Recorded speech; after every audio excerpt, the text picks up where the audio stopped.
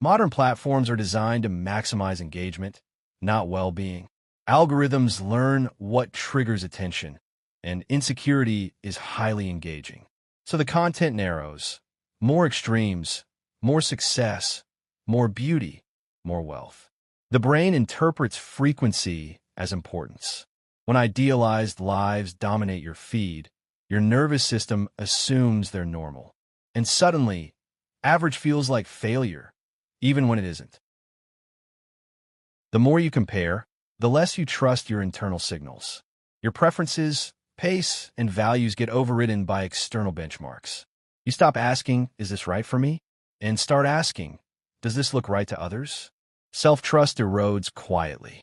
Decisions become harder. Confidence becomes fragile.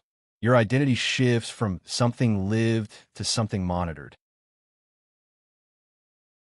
Comparison is mentally exhausting because it never shuts off. Even at rest, the brain replays rankings, outcomes, and imagined judgments.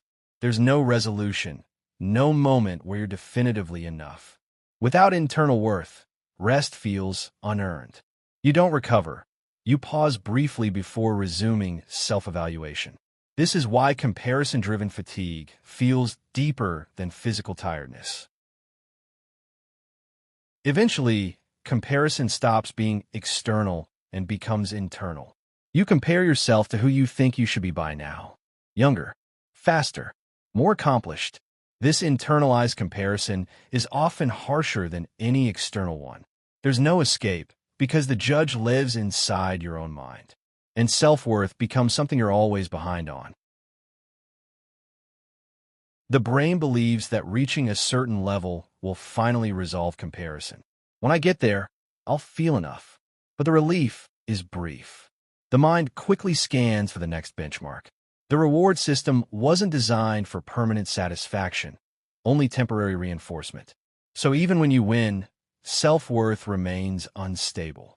The problem was never your position. It was the measurement itself.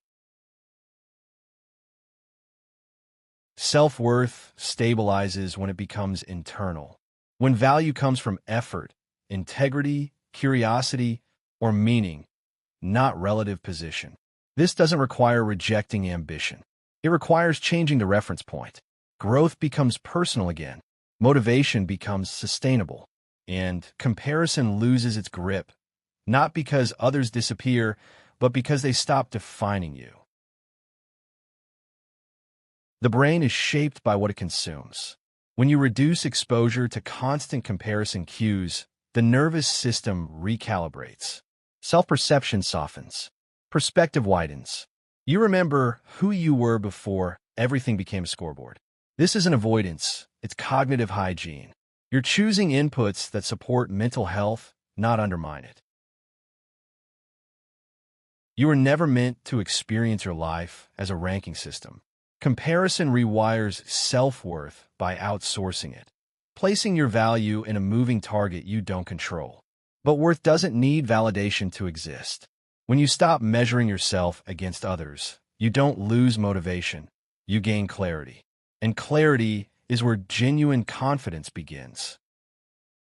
Don't forget to like and subscribe and have a scientific day.